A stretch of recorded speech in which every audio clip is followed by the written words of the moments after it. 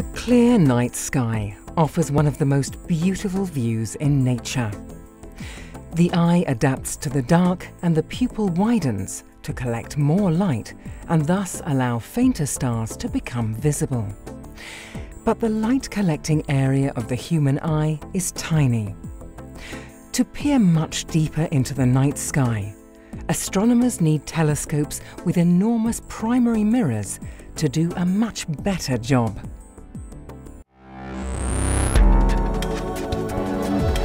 This is the ESOcast, cutting-edge science and life behind the scenes of ESO, the European Southern Observatory, exploring the ultimate frontier with our host Dr. J, aka Dr. Joe Liske.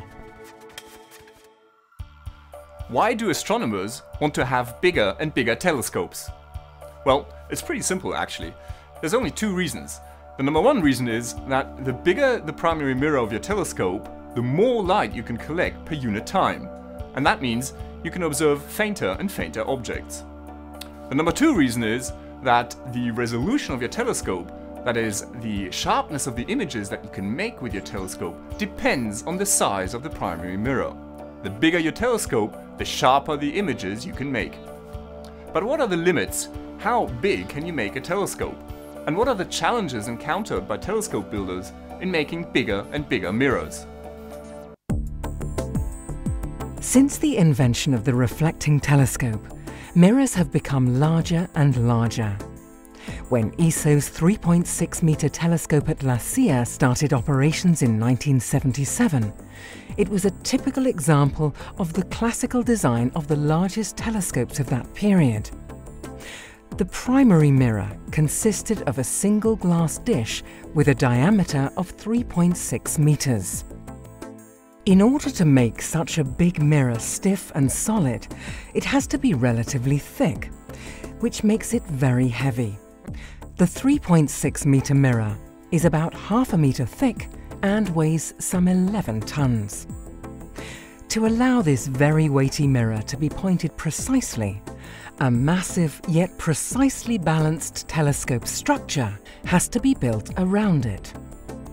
Telescopes with even larger, thicker and hence heavier mirrors have been constructed, but eventually it became obvious that the limit of the classical design had been reached. Did telescope engineers have to give up at this point and stop dreaming of even bigger telescopes? Well, of course not. But paving the way to larger and lighter mirrors required some innovative thinking. The result was ESO's New Technology Telescope, or NTT for short. The NTT was a truly revolutionary telescope at the time it was built, because it featured a system called active optics. Now, before the invention of active optics, telescope mirrors had to be thick and therefore heavy in order to be stiff. But with active optics, telescope mirrors could be allowed to be flexible and therefore relatively light and thin. The thin mirror of the NTT is even more likely to bend due to gravity. With active optics, the flexible mirror is placed on a complex support system with computer-controlled actuators that adjust the shape of the mirror and compensate for the bending of the mirror during observations. This way, the best possible image quality is preserved at all times. The NTT was a tremendous success. Although its main mirror is 3.6 meters in diameter, it is only 24 centimeters thick. The new mirror design made it possible to break the 6-meter barrier of classical telescopes and strive for larger mirrors in the 8-meter class. Telescopes like ESO's Very Large Telescope, or VLT. The VLT consists of 4-unit telescopes with primary mirrors of 8.2 meters diameter. Each mirror blank is only 17.5 centimeters thick and weighs only some 23 tons. Naturally, active optics plays a vital role here. The shape of the mirror is actively controlled by means of 150 axial force actuators. Based on the latest available technology, the VLT delivers images of outstanding optical quality. But a solid, single-piece 8-meter mirror is pretty much at the limit of what can be handled, transported, and maintained. To be able to construct telescopes with even larger light-collecting areas, you really have no choice but to split up the primary mirror into individual pieces, called segments.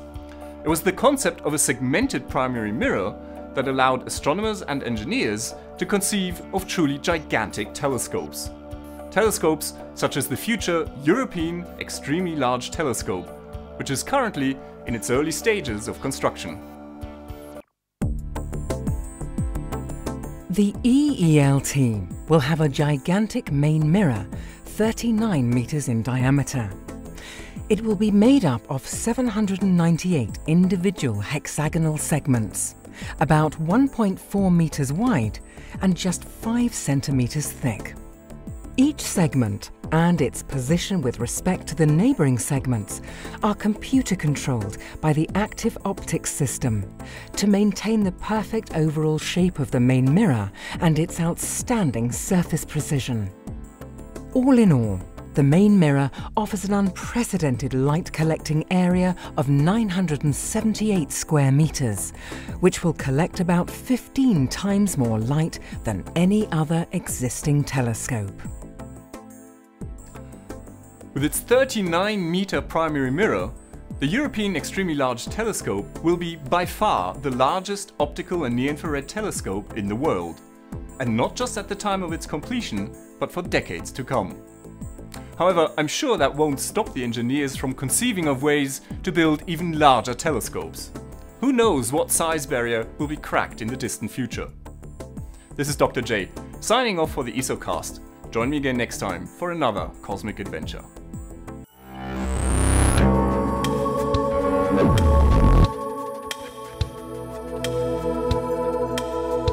Thank you.